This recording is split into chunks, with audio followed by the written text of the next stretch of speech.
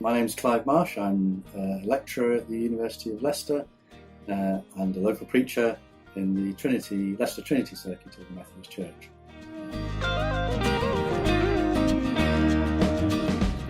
I would long for much more courageous use of poetry, visual arts, music of all kinds, which may not be explicitly religious in its content, but may nevertheless be able to contribute to how people respond.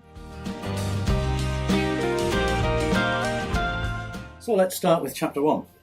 Paul's actually very flattering to start with towards the Colossian Christians. He's really impressed with how they live their Christian lives. He really believes that the Colossians have got to grips with what it means to follow Christ. That's clear in what he says in verse 6. They seem to have got the hang of what it means to be in Christ and to be a Christian community. And it's very interesting to see how Paul uses past tenses in what he writes. Things have happened already, which are crucial for who they as Christians are, and so who we as Christians are too. Look at verse 13 of chapter 1. He has rescued us from the power of darkness and transferred us, past tense, into the kingdom of his beloved Son. And he goes on in verse 14 to say that it is in Jesus the Son, in whom we have redemption already, in other words. Something has happened and we have redemption. So they and we already are a redeemed people through what has happened in the past. But what does that mean in practice? Because life, as we know, can be very, very tough at times. And it may not feel as though what's happened in the past in the work of Jesus and what's happened to us when we became Christian makes the kind of difference in daily life that we wish it did. Paul wants them to be made strong with all the strength that comes from his glorious power. And may you, he says, be prepared to endure everything with patience while joyfully giving thanks to the Father. But how is this going to work? What we need to do is explore how we might respond if we were in the Colossian community to Paul being very affirming about us, especially if there are members in our congregation or friends of ours who are facing some very difficult situations. So what I suggest you do is see who, if anyone, in your group watches EastEnders. If not, has anyone in your group ever watched EastEnders? It could, of course, be that no one has, which is very interesting in itself, insofar as we talk about churches' members knowing or not knowing what's in popular culture. But if EastEnders doesn't work, then see if any in your group is a fan of any TV soap. For all I want you to do is to come up with some of the kinds of complex life situations that TV soaps present.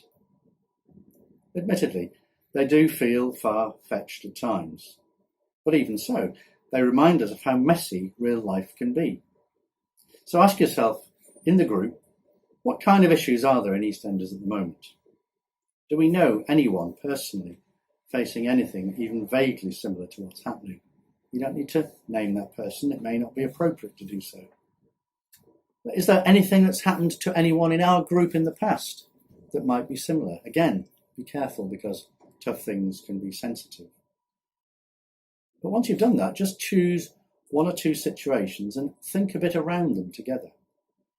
How do or might churches support or respond to people in the situation you're looking at? And then let's ask ourselves, what in practice might it mean for us to present ourselves as mature in Christ, as chapter 1 verse 28 has it? It's quite possible, of course, that whatever life situations or tricky issues we get from EastEnders or from another soap, we might simply want to say, well, if they'd have been Christian, they'd never have got into that state in the first place. But that's dangerous, because we all know that life is more tricky than that. And as Christians, we face all sorts of difficulties just like anyone else. But basically, let's ask ourselves, using Colossians 1, what kind of things do crop up? And how are we to act and behave as redeemed people in practice.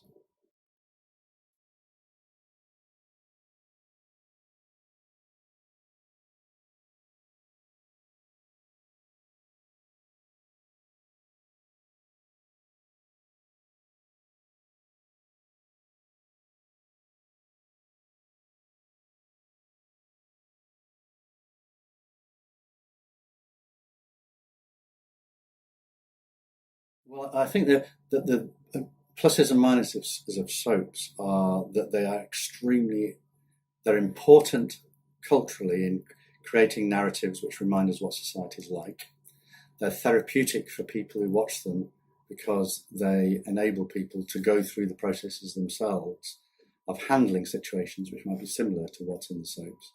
But because soaps by definition have to really truncate and include lots of storylines and truncate into half-hour slots a whole load of difficult issues.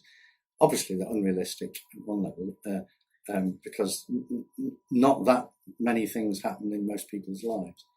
But the melodrama then, the danger of them is the melodrama then suggests that that's how life should be. And so actually encourages people almost to behave melodramatically in response to the very real life situations that are being portrayed. So at the end of the day, I don't want to be negative about soaps because I think that they have an extremely important function. But as a form, there are some difficulties with them in how they're received. What soaps do and what this biblical text does, I think, is close down and compress the kind of processes that need to go on. Church is to be pastorally supportive to people who have difficult life situations, whether they're already members in their midst or whether people come to them with needs. Got to let people say what's going on. And it's often very difficult to be non-judgmental. We say it all the time. We mustn't judge people, but often we do. But we have to let people express what's actually happening to them.